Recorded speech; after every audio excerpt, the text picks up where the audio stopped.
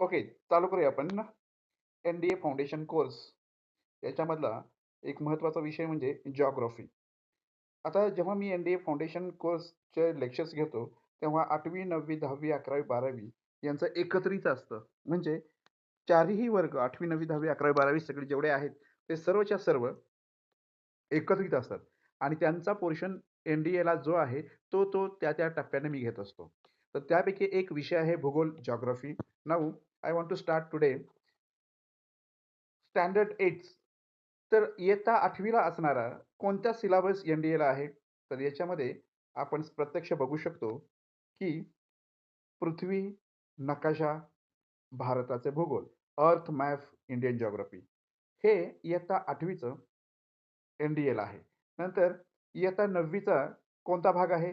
हवामान, खडक, नद्या, लोकसंख्या, climate, rocks, river and population. 10वीचा कोणता भाग आहे? तर भारत संसाधने, शेती उद्योग, Indian resources and agriculture industries. 11वी भौतिक भूगोल, जागतिक हवामान, physical geography and world climate. आणि 12वीचा आहे मानव भूगोल, आर्थिक भूगोल, ह्युमन इकॉनॉमी, जिओग्राफी. हे सर्व एन-डी-एच्या अभ्यासक्रमामध्ये त्या प्रत्येक इयत्तेचं आहे. त्याचं आपण टप्प्याटप्प्यानं प्रत्येकाचं पाहणार आहोत. आता एखादा 10वीचा विद्यार्थी असला तरी त्यानं हे लेक्चर पूर्ण बघावं. कारण का 8वीचं रिव्हिजन होतं, 9वीचं रिव्हिजन होतं, 10वीचं शिकायला भेटतं आणि 11वी 12वीचं ओळख होऊन जाते. म्हणून या सर्व लेक्चर्स एन-डी-ए फाउंडेशनची अशाच पद्धतीनं डिझाइन केलेली आहेत. ठीक आहे. याचा वापर तुम्हाला तुमच्या अभ्यासक्रमामध्ये सुद्धा होऊन जाईल.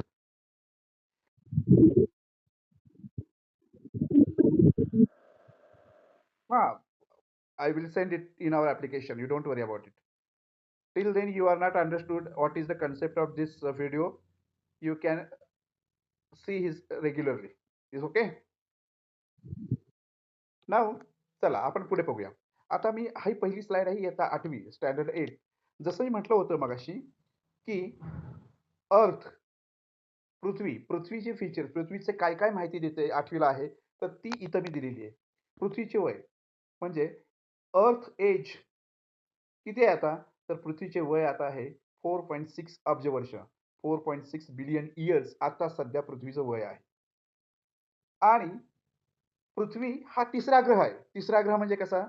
तर सूर्य हा पहिला ग्रह झाला. सूर्यापासूनची क्रमवारी आता पुढच्या ह्याच्यामध्ये येईल. फक्त आता तुम्ही एवढं लक्षात ठेवा, पृथ्वी हा तिसरा ग्रह आहे. एकमेव जीवसृष्टी असलेला ग्रह. सूर्यमंडलामध्ये ना पृथ्वीवरतीच जीवसृष्टी आहे, जीवन आहे. अक्षांश म्हणजेच लॅटिट्यूड 0° ते 90°, 0° to 90° नॉर्थ साऊथ अक्षांश आहेत दिलेले. रेखांश लॉंगिट्यूड लॉंजिट्यूड आहे 0° to 180° ईस्ट अँड वेस्ट. हां, सॉरी म्हणजे प्रोनाउन्सिएशन बरोबर नाही होणार आहे. नंतर विषुववृत्त इक्वेटर 0° सॉरी 0 अक्षांश. ओके. नंतर कर्कवृत्त 23.5° नॉर्थ आणि मकर वृत्त 23.5 5° साऊथ आणि आर्टिक वृत्त 66.5° नॉर्थ. परिभ्रमण हां, yes, yes. I will explain it when going to on diagram. That time I will explain it. परिभ्रमण रोटेशन 24 hours. नंतर परिक्रमण रिव्हॉल्युशन 360.25 दिवस डेज. आता ही जी माहिती आहे, ही सर्व माहिती पृथ्वीची आहे आपणाला याच्यामध्ये.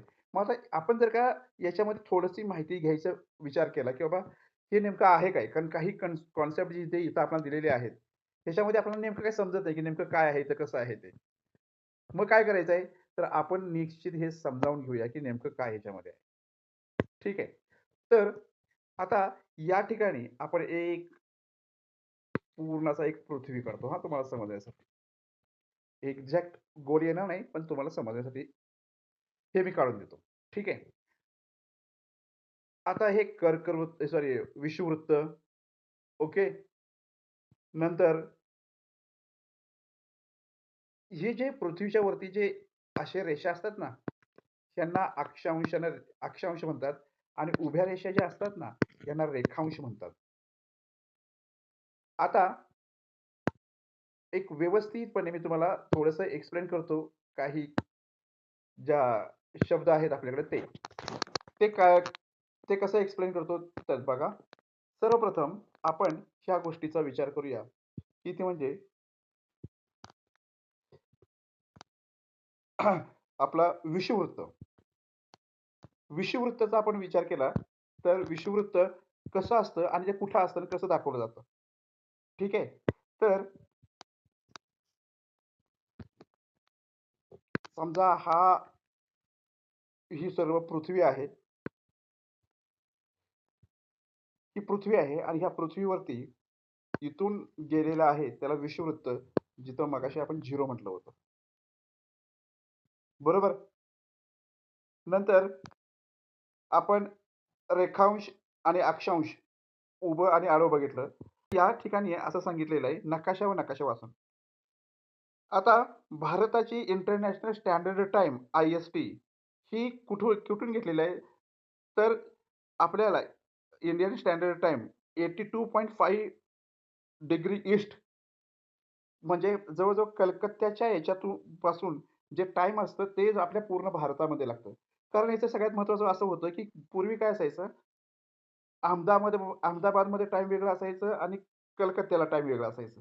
देशाची पूर्ण एकच वेळ केली, की ज्याच्यानुसार आपलं स्टँडर्ड टाईम ठरवलं जातं.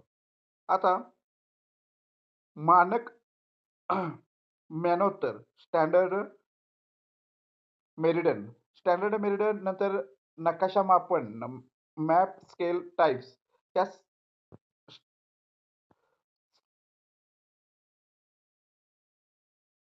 स्टेटमेंट स्केल नंतर रिप्रेझेंटेटिव्ह, फॅक्शन, ग्राफिकल स्केल, अक्षांश, रेखांश, पॅरलल हे सगळ्या गोष्टी आहेत. हे स्टँडर्ड हे सगळ्या नकाशाच्या वरतीच दाखवण्यासाठीच्या सगळ्या गोष्टी आहेत. ह्या आपण वेगळं लेक्चर घेऊन ह्या सगळ्या गोष्टी तुम्हाला एक 10 मिनिटांमध्ये एक्सप्लेन करता येईल. थोडं पुढे जाऊया आपण.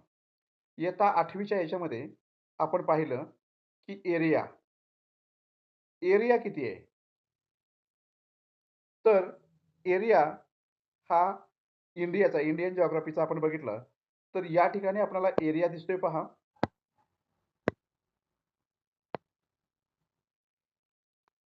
32.87 lakh kilometre.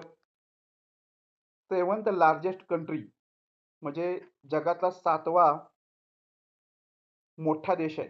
32.87 lakhs kilometre square हे एवढं भारताचं क्षेत्रफळ आहे, लक्षात ठेवा. याच्यामध्ये काही पुस्तकामध्ये वेगळं आहे, काही पुस्तकामध्ये वेगळं आहे. पण हे जे आहे, हे कॅल्क्युलेशन करून किंवा NCERTच्या पुस्तकातलं मी घेतलेलं आहे.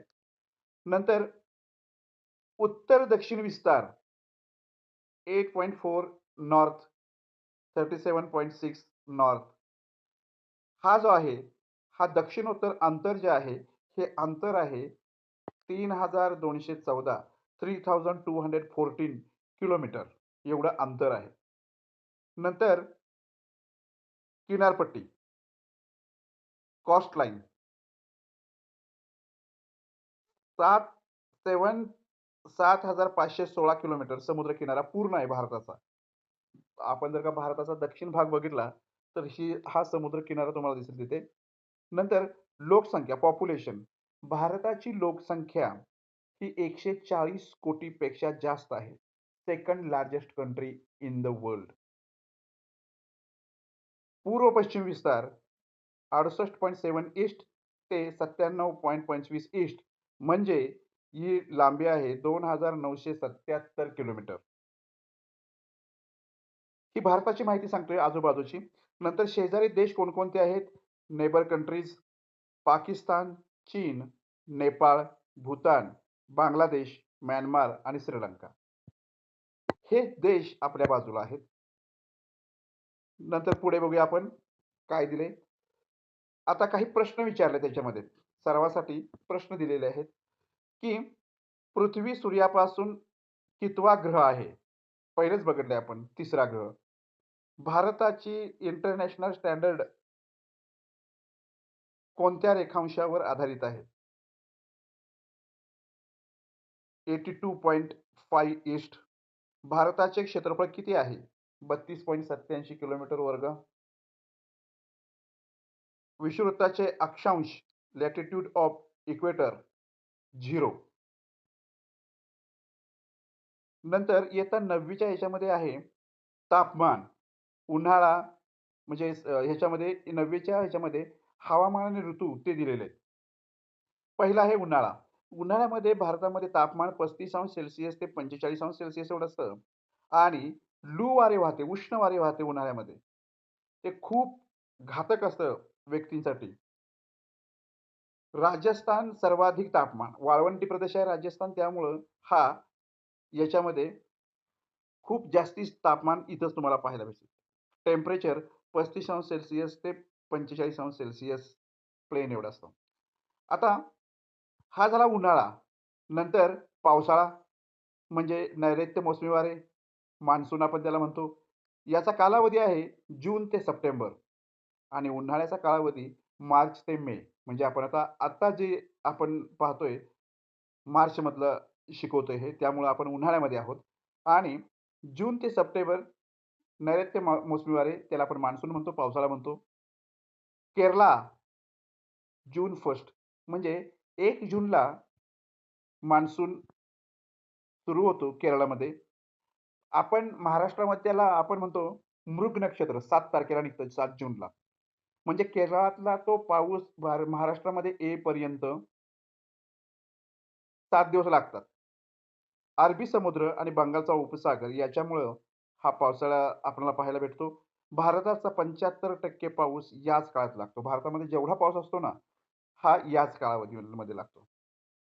अरेबियन सी अँड बे ऑफ बेंगॉल वाइंड म्हणजे अरबी समुद्रावरून वाहणारे वारं आणि बंगालच्या उपसागरावरून वाहणारं वारं याच्यामुळं हा पाऊस पडत असतो. आता हा पाऊस पडताना होतं कसं, सप्टेंबरपर्यंत पाऊस पडतो. नंतर ऑक्टोबर आणि नोव्हेंबर याच्यामध्ये पाऊस परत जातो. मग परतीचा पाऊस त्याला म्हटलं जातं. तो तामिळनाडू हिच्या बंदरावरती तिथून वाहणाऱ्या वाऱ्यांच्यामुळे हे पाऊस पडतो आणि मान्सून बे ऑफ बेंगॉल आणि बंगालच्या उपसागरामधून वाहणाऱ्या वाऱ्यामुळे परतीचा पाऊस पडतो. चेन्नई येथे सगळ्यात जास्त पाऊस पडतो. आणि नॉर्थ मान्सून सीझन त्याला नॉर्थ मान्सून सीझन सीझन असं म्हणतात. हिवाळा, विंटर डिसेंबर ते फेब्रुवारीपर्यंत हिवाळा असतो. तापमान 10°C ते 20°C प्लेन. पश्चिम विक्षोभ म्हणजे वेस्टर्न मी जरा मोठं करतो. वेस्टर्न डिस्टर्बन्स आणि हिमालय बर्फवृष्टी होते. Temperature drops in north. नॉर्थमध्ये टेम्परेचर खूप कमी या ठिकाणी हिवाळ्यामध्ये आपल्याला पाहायला भेटेल. आता ही झाली सर्व थोडक्यात माहिती. आता ह्या 9वीच्या अभ्यासक्रमामध्ये अजून पुढची माहिती म्हणजे प्रमुख नद्या, रिव्हर्स. आता ह्या नद्या दिलेल्या आहेत. गंगा नदी. गंगा नदीची लांबी किती आहे? 2525 किलोमीटर आणि उगम पावते गंगोत्री. नंतर यमुना नदी. यमुनाची लांबी आहे 1376 किलोमीटर. ही गंगेची उपनदी आहे. नंतर ब्रह्मपुत्रा हिची लांबी आहे 2900 किलोमीटर. ही तिबेटमधून वाहते. सिंधू नदी. सिंधू नदीची लांबी आहे 3180 किलोमीटर. तिबेटमधून वाहते. गोदावरी नदी 1465 किलोमीटर. दक्षिण भारत म्हणजे नाशिकमधून वाहते. कृष्णा नदी 1400 किलोमीटर महाराष्ट्रात वाहते. नर्मदा नदी 1312 किलोमीटर पश्चिमेकडे वाहते. ही पश्चिमेकडे वाहणारी नदी आहे. नंतर कावेरी 805 किलोमीटर कर्नाटक आणि तामिळनाडू ह्या 2 राज्यातून वाहते. हे आपल्याला प्रामुख्यानं नद्यांचे नावं आणि त्यांची लांबी तुम्हाला दिलेली आहे. आता पहा हे लक्षात घ्या, हा अतिशय महत्त्वाचा भाग आहे. आत्तापासून तुम्ही जो परीक्षा देताय तोपर्यंत स्पर्धा परीक्षा, हे तुम्हाला लागणारच आहे. त्यासाठी हे रेकॉर्डिंग मी तुमच्या ॲप्लिकेशनमध्ये देणार आहे. तर तुम्ही कंटिन्यू ते ऐकत जा. बघायचं तर बघू शकता, नाही तर ते ऐकत जा आपल्या कानामध्ये हेडफोन घालून, जे तुमचं लक्षात राहील. खडकाचे प्रकार, टाइप ऑफ रॉक्स, अग्निजन्य, ज्वालामुखीतून, ज्वालामुखीच्या लाव्हातून जो मॅग्मा बाहेर पडतो ना, त्या खडकांना असं अग्निजन्य खडक असं म्हटलं जातं. ग्रॅनाइट, बेसॉल्ट, ऑब्सिडन हे खडकाचे त्यांची नावं आहेत अग्निजन्य खडकांना. नंतर गाळाचे सबसिडरी, गाळापासून फ्रॉम सेडिमेंट म्हणजे उदाहरणार्थ सँडस्टोन, लाईमस्टोन आणि कोल हे गाळापासून मिळणारे काही उदाहरणं आहेत. नंतर रूपांतरित खडक. तर रूपांतरित खडकामध्ये उष्णता आणि दाब प्रेशरमुळे तयार होतात. त्याला मार्बल, स्लेट आणि कॉर्टलाइट कॉर्टलाइट असं म्हटलं जातं. हे खडकाचे प्रकार आहेत. हे खडकाचे प्रकार तुम्ही लक्षात ठेवले पाहिजे. अग्निजन्य खडक, गाळाचे खडक आणि रूपांतरित खडक. पुढे 9वीचे प्रश्नपत्रिकेमध्ये आपण जर का आतापर्यंतचा अभ्यास बघितला, तर काही प्रश्न दिलेले आहेत. भारतात नैऋत्य मोसमी पाऊस कधी सुरू होतो? तर 1 जूनला केरळामध्ये. गंगा नदीचा उगम कोठे होतो? गंगोत्री. ज्वालामुखीतून तयार होणारा खडक कोणता? ग्रॅनाइट. नंतर नर्मदा नदी कोणत्या दिशेने वाहते? पश्चिम वाहिनी नर्मदा नदी आहे. नंतर पुढे जाऊया आणि बघूया आपल्याला लक्षात येईल, की आपण इयत्ता 10वीचा कोणता अभ्यास एन-डी-एसाठी आहे? तर मातीचे प्रकार हा 10वीचा अभ्यास एन-डी-एसाठी आहे. नंतर ह्याच्यामध्ये आपण बघतोय, की जांभी माती. आता ही जांभी माती जी आहे, लॅटराइट, तर ही कुठे भेटते? तर केरळा, आसाम आणि मेघालय या ठिकाणी भेटते. मग ही जांभी मातीमध्ये कोणतं पीक चांगल्या पद्धतीत येतं? तर टी, कॉफी आणि कॅश्यू. नंतर पुढची मातीचा प्रकार आहे ब्लॅक रेगूर. डेक्कन, महाराष्ट्र, मध्य प्रदेश ही कापसासाठी अतिशय महत्त्वाची माती आहे. आपल्याकडे महाराष्ट्रामध्ये सुद्धा कापसाचं प्रमाण जास्त प्रमाणात असतं, कारण काळी रेगूर मृदा या ठिकाणी आहे. नंतर जलोढ माती. याच्यामध्ये गंगा, यमुना, प्लेन, कॉस्ट, गहू, धान यासाठी ही माती उपयोगाची आहे. नंतर वालुकामय, डेझर्ट, राजस्थान, पंजाब, ड्राय, बाजरा, ज्वार यासाठी ही माती पिकं उत्पन्न केली जाते. प्रमुख पिके ज्वार क्रॉप्स, खरीप पिके जून ते ऑक्टोबरमध्ये काढली जातात. राईस, कॉटन, शुगर अशा पद्धतीची आहेत. रब्बी पिके कुठली काढली जातात? तर गहू अशा पद्धतीची पिके काढली जातात. पुढे 10वीचे खनिज, mineral and industries of India. खनिजे कोणती आहेत? लोखंड, आयर्न. तर हे कुठे भेटतं? तर झारखंड, ओरिसा आणि कर्नाटकामध्ये. कोळसा कुठे भेटतो? तर झारखंड, वेस्ट बंगाल, मध्य प्रदेश आणि छत्तीसगड. बॉक्साईट, ओरिसा, झारखंड आणि मध्य प्रदेश. तांबे, कॉपर ज्याला म्हणतो, राजस्थान आणि झारखंड. नंतर पेट्रोलियम पदार्थ कुठे भेटतात? आसाम, गुजरात, मुंबई आहे. सोने कुठे भेटतं? कर्नाटका, कोलार. नंतर मायका, अभक त्याला म्हटलं तर झारखंड, बिहार आणि राजस्थान. युरेनियम कुठे भेटतं? झारखंड. प्रमुख उद्योग, कापड उद्योग, मुंबई, अहमदाबाद, सुरत. लोह उद्योग, जमशेदपूर, दुर्गापूर, बिहार नाही भिलाई. सूतगिरणी, waste Bengal, Calcutta. Cement, Rajasthan, Madhya Pradesh, Andhra Pradesh. IT उद्योग, बेंगलोर, हैदराबाद, पुणे. नंतर रासायनिक, केमिकल्स. आता या केमिकल्समध्ये खालच्या ह्याच्यामध्ये काही दिसत नाही एवढं. पुढे जाऊया आपण. 10वी चे प्रश्न. काळी माती कोणत्या पिकासाठी प्रसिद्ध आहे? Black cotton. खरीप पिके कोणत्या काळात घेतात? जून ते ऑक्टोबर. कोळसा उत्पादनात अग्रेसर राज्य कोणते? झारखंड. जलोढ माती कोठे आढळते? Ganga plan.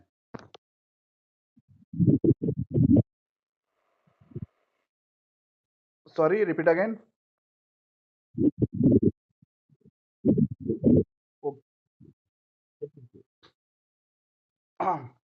Now move on next slide. 11वी साठी कोणतं आहे याच्यामध्ये? तर भारताचे भूभाग. आता भारताचे मुख्य भूभाग केलेले आहेत, पार्ट केलेले आहेत. ते 4 केलेले आहेत. आता ते कोणते? तर हिमालय पर्वत आणि उत्तर मैदाने, नंतर द्वीपकल्प पठार आणि किनारी मैदाने. ह्या 4 प्रमुख याच्यामध्ये काय केलेलं आहे? विभाग केलेले आहेत. महान हिमालय, मध्य हिमालय आणि शिवालिक टेकड्या. काराकोरम, हिंदकुश पर्वतरांगा. आता great Himalaya, middle and outer Himalayas, Everest 8,848 metre आणि K2 8,611 मीटर. आता ह्याची जी उंची आहे K2 आणि एव्हरेस्ट ही हिमालय पर्वतामध्ये आढळणारी 2 उंच ठिकाणे आहेत.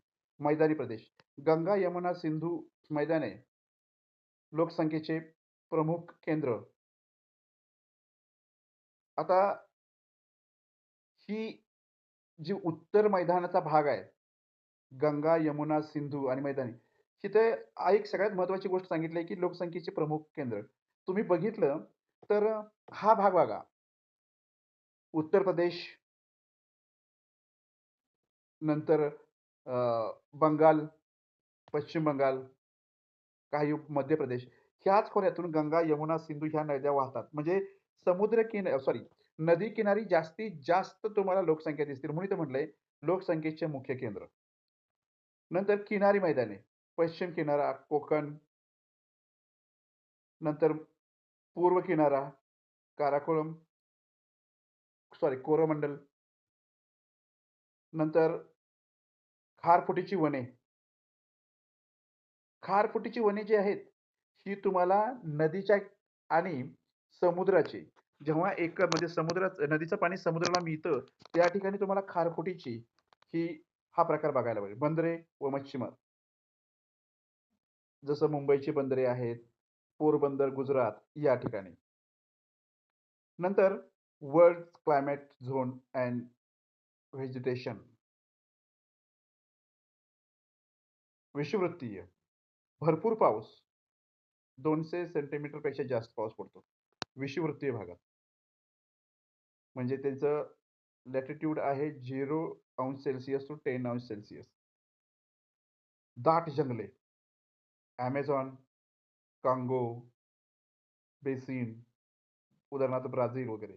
म्हणजे जिथं विषुववृत्त आहे, त्या ठिकाणी पावसाचं प्रमाण पण जास्त आहे, सूर्यप्रकाशचं प्रमाण पण जास्त आहे आणि ह्या सगळ्या गोष्टी जास्त असल्या कारणानं तिथं जंगल मोठ्या प्रमाणात आहे. जसं इथं दिलंय Amazonचं वगैरे जंगल आहे ते. नंतर उष्णकटिबंधीय म्हणजे मोसमी पाऊस, सवाना गवताळ, Bharat, Thailand, Myanmar, hot by summer. आणि हा एक भाग झाला. विषुववृत्तामध्ये खूप मोठी जंगलं आहेत. मग तिथे कसं आहे, जंगलं आहेत, पाऊस सतत चालू असतो तिथे. जगाच्या पाठीवर सर्वात जास्त पाऊस त्या ठिकाणी लागतो म्हणून त्या ठिकाणी जंगलं आहेत. पण थोडंसं पुढं आलं म्हणजे विषुववृत्तापासून थोडंसं पुढं आलं 10 ते 23 पर्यंत तो उष्णकटिबंधीय भाग आहे. मग तिथं पाऊस सारखा नसतो. मोसमी पाऊस होतो. थोडा पडणार, थोडा बंद होणार अशा पद्धतीनं. मग त्या ठिकाणी गवताळ प्रदेश आपल्याला बघायला जास्त मिळतो. पुढचा आहे तो म्हणजे उष्णकटिबंधीय. आता ह्याची जे आहे 23 ते 35 दिलेलं आहे. आता याच्यामध्ये आपण जर बघितलं उष्णकटिबंधीय तर मॅड्रेसन मॅड्रेसन मीन्स ड्राय समर झू रिच टाईप वॉर्म, नंतर citrus fruit, orange, lemon, yes south California आणि साऊथ ऑस्ट्रेलिया ही ह्या उष्णकटिबंधीय प्रदेशामध्ये येणारी काही ठिकाणं आहेत. याचा डिटेल अभ्यास आपण करणार आहोत पुढच्या ह्याच्यामध्ये. असं तुम्हाला आता हे लक्षात येईल, की सगळी एकत्र कशी आपण बसणार आहोत. हे फक्त पहिलीच तुमचा क्लास समजला तरी चालेल. आता रेग्युलर ते व्हिडिओज, नकाशेच वगैरे सगळं करून ह्या विषयामध्ये तुम्हाला शिकवलं जाईल. पुढचा आहे तो म्हणजे समशीतोष्ण मग temperate 35 degrees to 60 degrees. 4 district season, 4 distinct season.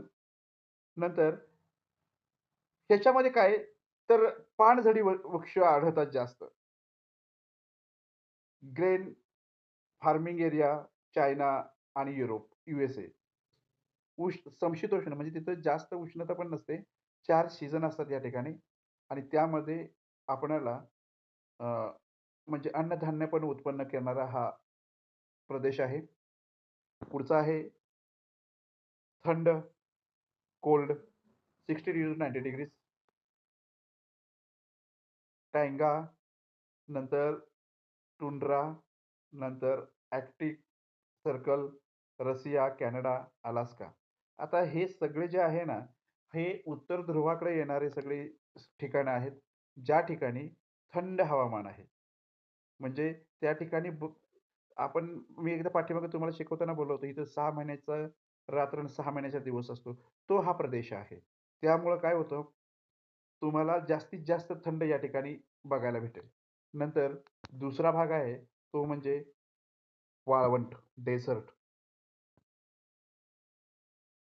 स आता ह्याच्यामध्ये कॅलिफोर्निया, साऊथ ऑस्ट्रेलिया पण आहे. त्याच्यामध्ये फ्रुट्स, ऑरेंज, लेमन्स पण आहेत. हे सॉरी 1 मिनिटं वाळवंटामधलं सांगतोय. वर्षात 25 सेंटीमीटर एवढाच पाऊस पडतो रेनफॉल. सहारा वाळवंट, अरेबियन, नंतर थरचे वाळवंट, नंतर डिurnal टेम्परेचर व्हेरिएशन्स, कॅक्टी, अकॅसिया प्लांट्स. वाळवंटाचा हा भाग आहे. त्याच्यानंतर पुढे जाऊया आपण आणि आपण बघितलं तर आता समुद्र बघूया, महासागर. तर ह्या महासागरामध्ये आपल्याला बघायला भेटेल पॅसिफिक महासागर सर्वात मोठा, अटलांटिक महासागर दुसऱ्या नंबरला येतो. इंडियन ओशन म्हणजे हिंदी महासागर, नंतर आर्क्टिक सर्वात लहान, स्मॉलेस्ट. मरियाना ट्रेंच म्हणजे त्याला मरियाना गर्ता म्हणतात. पॅसिफिक महासागरात आहे. मिड ओशन रेंज अटलांटिक महासागरामध्ये. Ocean current warm and cold दोन्ही या ठिकाणी आहेत. हे फक्त तुमच्या ह्याच्यातून जाऊ द्या. डिटेल्स याचे आपण पाहणार आहोत पुढे. दाबपट्टे म्हणजे pressure belt and wind system. विषुवतीय कमी दाब, इक्वेटोरियल लॉ 0 डिग्री. उष्ण उच्च दाब, सबट्रॉपिकल हाय 30 डिग्री. उपद्रवीय कमी दाब, सबपोलर लॉ 60 डिग्री. ध्रुवीय उच्च दाब, पोलर हाय 90 डिग्री. आता हे जे तुम्हाला सर्व गोष्टी सांगितलेल्या आहेत, ह्या दाबाच्या म्हणजे प्रेशर जे असतं हवेचं त्याच्यावरती अवलंबून आहे. याचा डिटेल अभ्यास आपण नंतर करू. प्रमुख वारे कोणते कोणते आहेत? तर ट्रेंड वाइंड 0 डिग्री 30 डिग्रीमध्ये ईस्ट टू वेस्ट वाहत असतं. नंतर वेस्टर्लाइज 30 डिग्री 60 डिग्री, रोअरिंग 40 ज्याला म्हटलं जातं. Polar easterlies 60 degree 90 degrees. हे 11वीचा पोर्शनचं याच्यामध्ये आहे. पुढे असे काही प्रश्न दिलेले आहेत. जगातील सर्वात मोठा महासागर कोणता? पॅसिफिक. मरियाना गर्ता कोणत्या महासागरात आहेत? पॅसिफिक. भारतातील सर्वोच्च पर्वत शिखर कोणते? K2. नंतर मेडिटेरियन हवामान कोणत्या ऋतूत कोरडे? समर. 12वीचा कोणता भाग आहे? जागतिक लोकसंख्या. जागतिक लोकसंख्या 800 प्लस कोटी मिलियन एवढी आहे. नंतर भारत लोकसंख्येचा 140 कोटीच्या वरती आहे. नंतर सर्वाधिक लोकसंख्येचे राज्य कोणते तर उत्तर प्रदेश. लोकसंख्या घनता 382 किलोमीटर वर्ग बिहारमध्ये आहे. घनता म्हणजे काय? समजा 10 बाय 10च्या खोलीमध्ये किती जण राहतात? 13. तर ती जास्त घनता म्हणायचं. आणि 10 बाय 10च्या खोलीमध्ये किती जण राहतात? 14 जण. ती कमी घनता म्हणतात. तर अशी ही घनता या ठिकाणी तुम्हाला दिलेली आहे. पुढे बघूया. वाहतूक, रेल्वे, रस्ते, जलमार्ग, हवाई मार्ग, नंतर पाईपलाईन, जागतिक व्यापार, वर्ल्ड वाईड जागतिक व्यापार संघटना. नंतर हेडक्वार्टरचं कुठं आहे? जिनिव्हाला आहे. 164 देश सदस्य आहेत त्याचे. भारताची निर्यात, काय निर्यात करतो भारत? IT service, pharma, textile, gems, नंतर ज्वेलरी, राईस, इंजिनिअरिंग. भारताची आयात कोणत्या करतो? Petroleum, gold, electronics machinery, fertilisers. नंतर सैन्स, विशेष आर्थिक क्षेत्र, त्याला आपण सिप्झ पण म्हणतो. स्पेशल इकॉनॉमी झोन, नोएडा, नंतर कांडला, कोचीन आणि सिप्झ ही आहेत. एन्व्हायर्नमेंटल जिओग्राफी, हरितगृह. याच्यामध्ये जागतिक तापमान वाढ, ग्लोबल वॉर्मिंग, समुद्र पातळी वाढ, सी लेव्हल रेज, ओझोन थर. आता हे ओझोन थर वगैरे आहेत, हे प्रत्यक्ष तुम्हाला पाहिल्याशिवाय ते अंडरस्टँड करता येणार नाहीये. तर हा भाग आपण नंतर बघू. यातले काही प्रश्न तुम्हाला बघतो. WTO म्हणजे वर्ल्ड ट्रेड ऑर्गनायझेशनचे मुख्यालय कुठे आहे? जिनिव्हा. प्रोजेक्ट टायगर कोणत्या वर्षी सुरू झाला? 1973.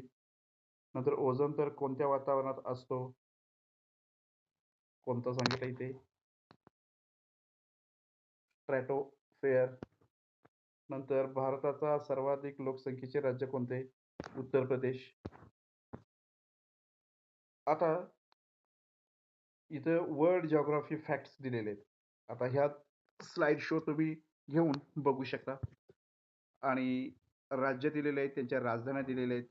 ओके. ते पण तुम्ही पहा. काही प्रश्न दिलेले आहेत. जगातील सर्वात लांब नदी कोणती? नाईल. ह्या सगळ्यांची स्क्रीनशॉट घ्या आणि राहिलेला भाग आपण नंतर कव्हर करू. ओके.